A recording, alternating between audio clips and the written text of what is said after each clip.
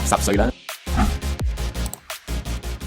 My name is Song. Welcome to ANC Group of Tax Consultants. This is Chapter 4, Business Commencement Date and Tax Estimate. Now, right after you have decided your basis period, it is time to decide when you wanted to start or commence your business. Now, this is very crucial because upon deciding your commencement date, you need to inform the Inland Revenue Board and start estimating your tax payable for the upcoming year of assessment.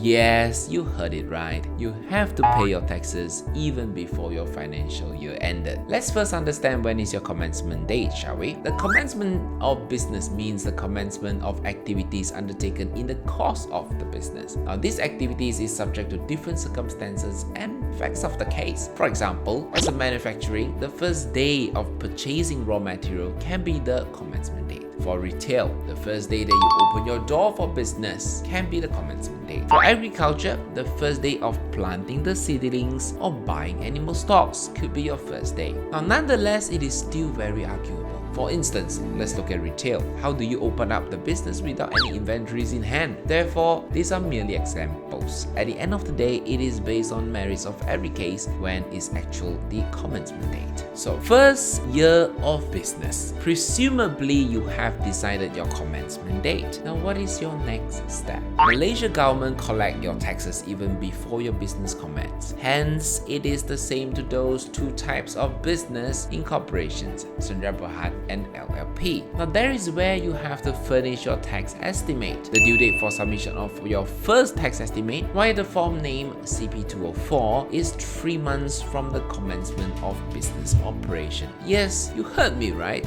3 months.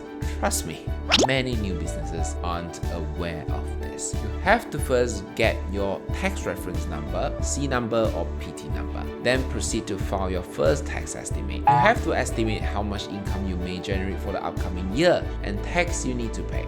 Fortunately, you can always start with nil and revise it later. The government allows businesses to amend their tax estimate or revise their tax estimate at the 6 month or 9 month of the basis period. For example, basis period started from 1st January 2020 to 31st December 2020. The business commenced its business on 1st January 2020. First, CP204 has to be submitted by 31st March 2020, which is 3 months from the commencement date. You can then revise your tax estimate in 6 months and also 9 months of the basis period, which is June 2020 and September 2020 respectively. Let's look at second year. Every company and LP is required to furnish an estimate of income tax payable for a year of assessment, which is the CP204, not later than 30 days before the beginning of the basis period. And there is a catch. The estimate of tax payable for a year of assessment must not be less than 85% of the previous tax estimate. Now, assuming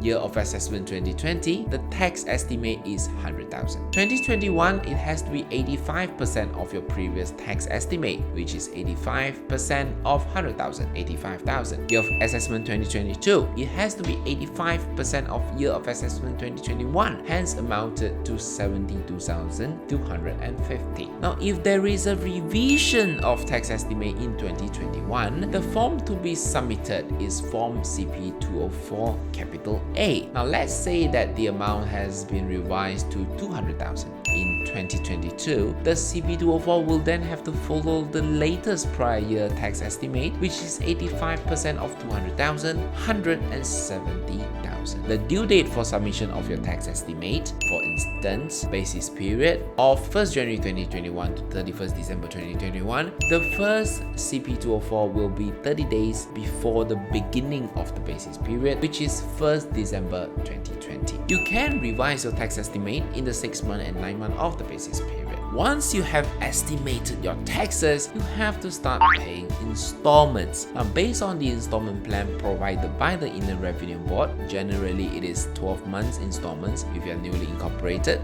the installments will then based on the balance number of the months. The due date to make this payment for tax installment is 15th of every single subsequent month. For instance, January 2020 installment dues in 15 February 2020. Let's talk about CP204 for small medium enterprise. enterprises.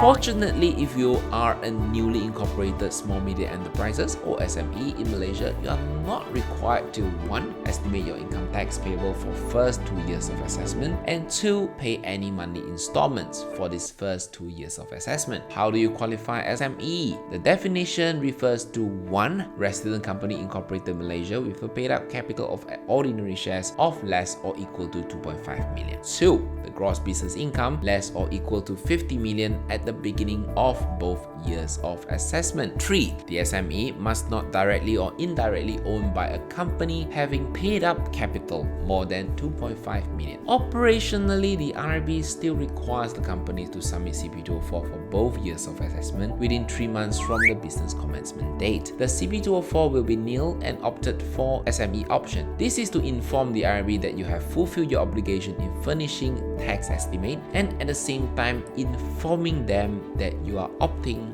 for the SME exemption. Sắp sắp sửa